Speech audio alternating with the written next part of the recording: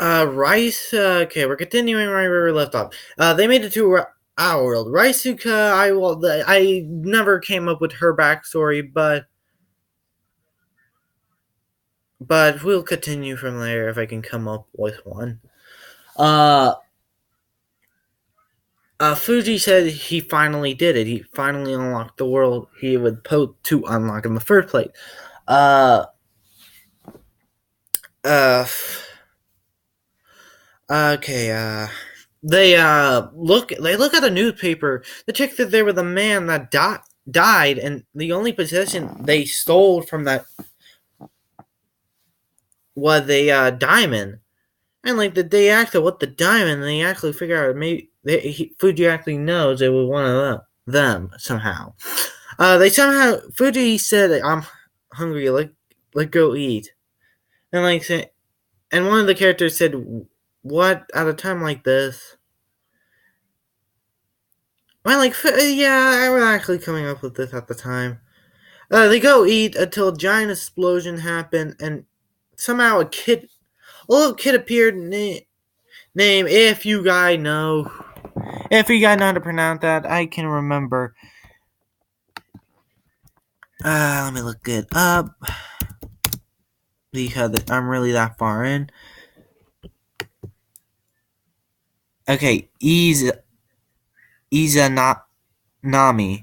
Name Izanami. If you guys know Persona, uh, the the game actually helped him out before he died. They most of them all get knocked out until Fuji. And by the way, if you guys know One Piece, they make a reference with One Piece where he just dashed at him, saying time to saying time to die, and he just Fuji just yelled and punched him down. Uh, Fuji asks is not Nami to tell ask him to ask them to help them pick them up. And actually, this character is half human, half pers- dream person. I don't know how I'm calling them. His backstory is his father died after birth, and his mother died a year later, leaving him to be an orphanage. Now, look at the enemies you'll be beating up in the game. You guys talk.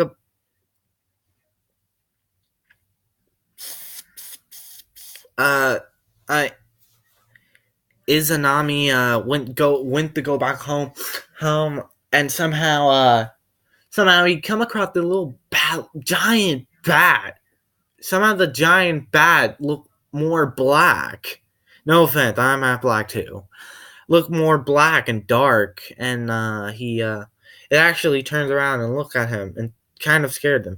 He ran, and somehow the big horde the bat just comes in, and they're actually called nightmare shadows. If you guys don't know, the child Izanami went back home and tell them to lock all the door, turn off the light so they won't tell it to him. He called Fuji and he said, "Hey, there's something following us. So hurry up." There's a big horde the bat after Fuji goes, and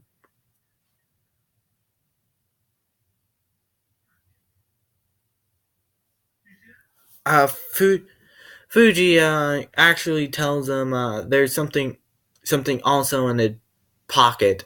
It's actually a big bomb exploder, and it can actually take us nightmare shadow. No, okay. Fuji, the main character, actually talk to him about the nightmare shadow and what Atlas can do with them. The only way to get rid of Atlas and make sure he's not being resurrected is either taking out his shadow self, being like a shadow form of himself, or even make sure not get all the emeralds. And that what they choose.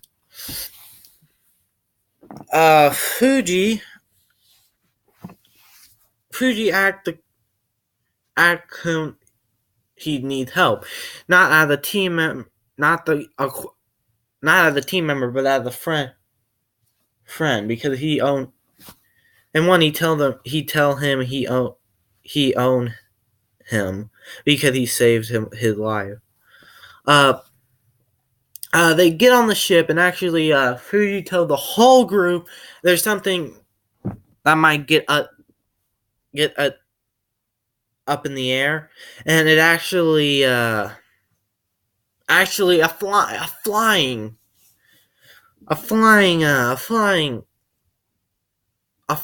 boat. And Fuji said, no, it ain't pixie dust. It's actually some diamond he took out of the pirate mine. And how did he do it? Well, he blowed up the beginning of the inside of the mine and make sure the pirates won't make it there, because if he do, it's gonna take a long time to make. He make 1,000 of these bottles, and somehow he still keeps some. And yeah, it will be a gauge of how much you can hold. So make sure to pack up if you need it.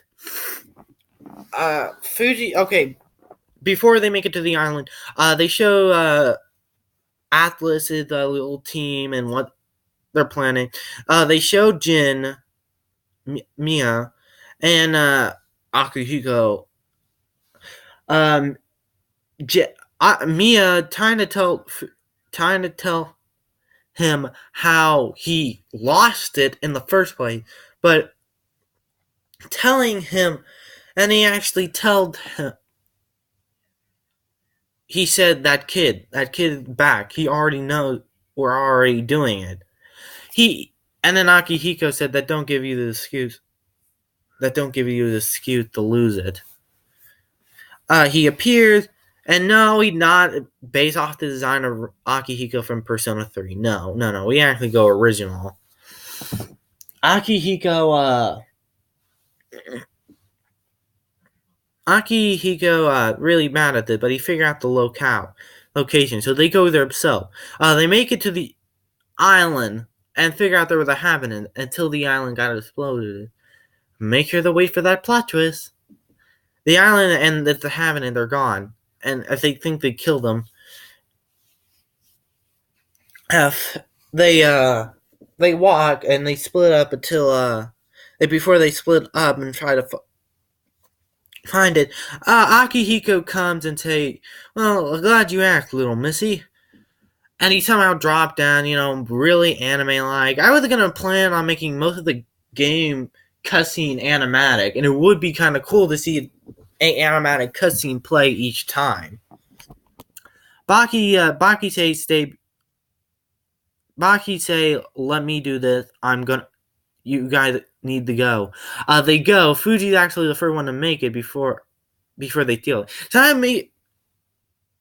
Somehow Fuji can make copy, 100% copy, fake copy. They're not using the copy gun that can make 100%. These are fake.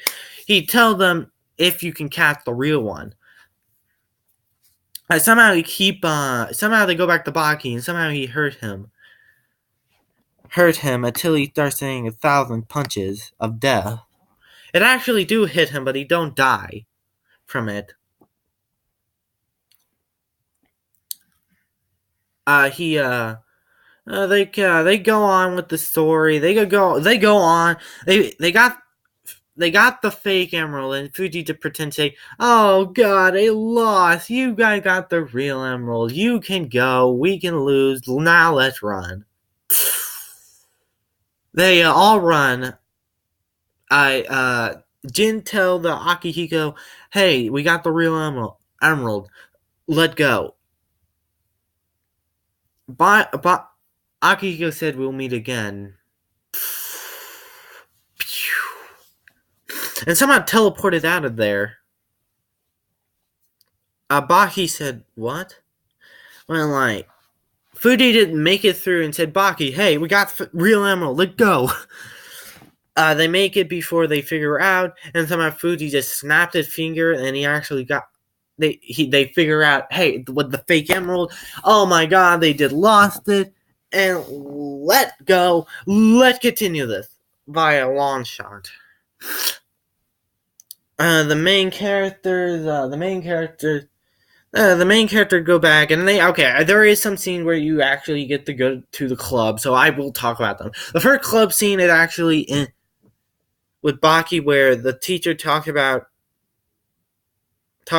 see how strong they are, where Baki and Fuji and they do one more lap of fighting, and they actually begin with a very funny start.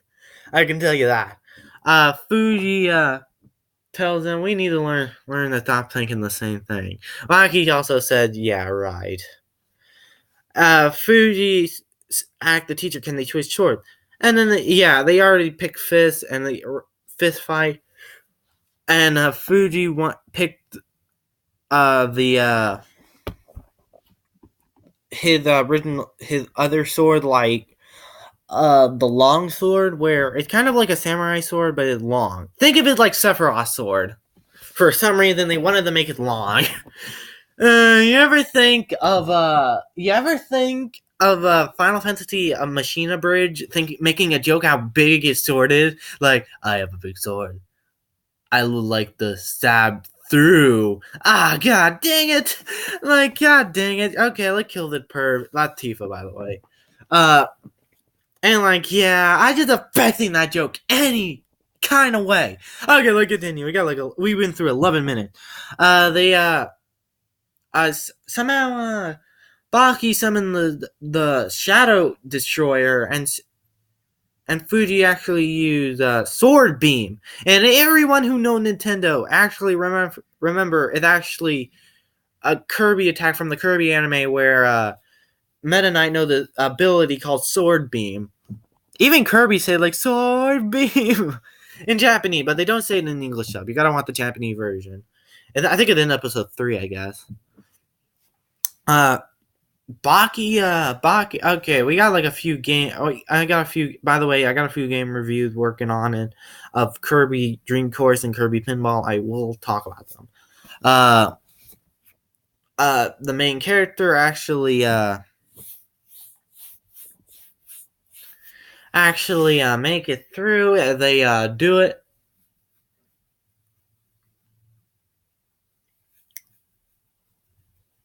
They actually make it. Baki lost, and the teacher actually see them, and then there's another one where they test their punches, and Baki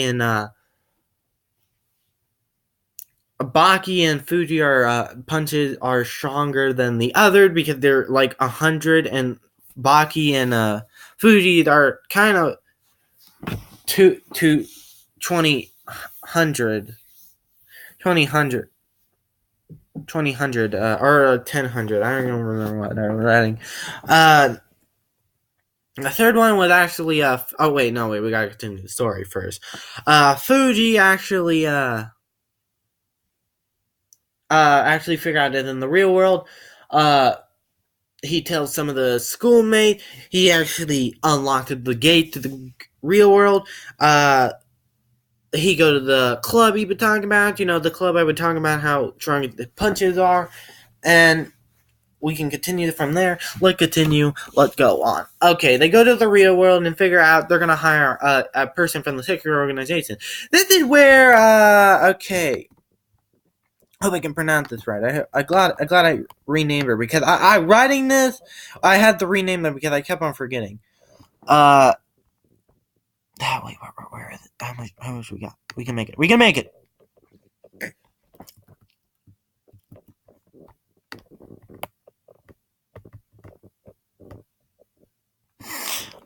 Okay, cry.